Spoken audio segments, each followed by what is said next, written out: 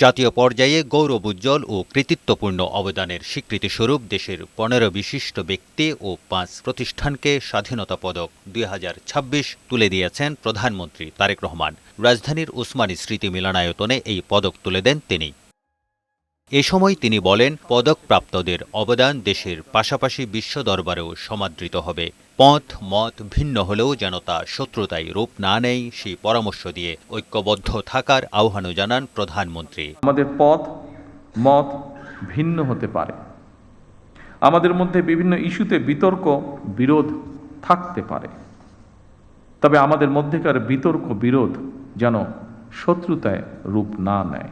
দেশের স্বার্থে অবশ্যই সে ব্যাপারে আমাদের সবাইকে অত্যন্ত সতর্ক থাকা জরুরি, কারণ বাংলাদেশের স্বার্থ বিরোধী চক্র এখনো সুযোগের অপেক্ষায় রয়েছে। শিক্ষা ব্যবস্থার আধুনিকায়ন ও কর্মমুখী শিক্ষার কথাও বলেন সরকার প্রধান। আইন শৃঙ্খলার উন্নয়ন ও দুর্নীতিমুক্ত শান্তিময় পরিবেশ ফিরিয়ে আনাই সরকারের প্রধান অগ্রাধিকার বলে জানান তিনি। বর্তমান প্রতিযোগিতামূলক বিশ্বে টিকে থাকতে হলে দেশের শিক্ষা ব্যবস্থাকে আধুনিক এবং অবশ্যই কর্মমুখী করতেই হবে।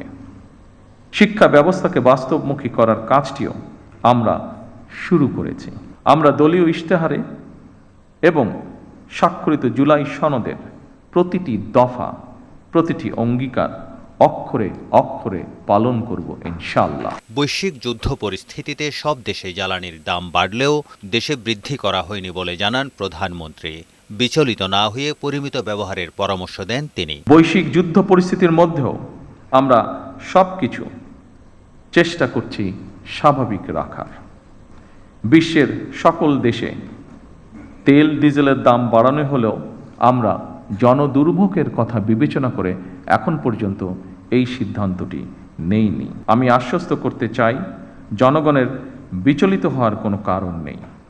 তবে আমরা যদি সকলেই রাষ্ট্রীয় আচার অনুষ্ঠানে বাহুল্যের বর্জন, এমনকি পারিবারিক পর্যায়েও যদি অমিতব্যয়িতা পরিহার করি,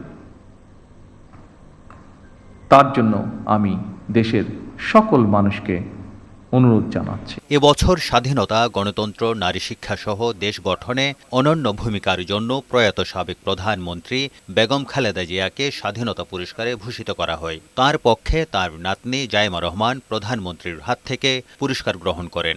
এছাড়া মুক্তিযুদ্ধে মেজর মোহাম্মদ আব্দুল জলিল, বিজ্ঞান ও প্রযুক্তিতে ডক্টর জহিরুল করিম, সাহিত্যে আশরাফ সিদ্দিকী, সংস্কৃতিতে হানিফ সংকেত ও বশির আহমেদ, ক্রীড়ায় জোবেরা রহমান, সমাজসেবায় ডাক্তার জাফরুল্লাহ চৌধুরী, সাইদুল হক ও মাহারিন চৌধুরী, জনপ্রশাসনে কাজী ফজলুর রহমান, গবেষণা ও প্রশিক্ষণে মোহাম্মদ আব্দুল বাকি, অধ্যাপক এম এ রহিম ও অধ্যাপক সুকমল বড়ুয়া, পরিবেশ সংরক্ষণে মুকিত মজুমদার বাবু। আর প্রতিষ্ঠানগুলো হল মুক্তিযুদ্ধে ফৌজদারহাট ক্যাডেট কলেজ, চিকিৎসাবিদ্যায় ঢাকা মেডিকেল কলেজ হাসপাতাল, পল্লী উন্নয়নে PKSF, সমাজসেবায় SOS children's village international in Bangladesh ও গণস্বাস্থ্য কেন্দ্র স্বাধীনতা পুরস্কারে ভূষিত হয়। তারেক শিকদার, বৈশাখী সংবাদ, ঢাকা।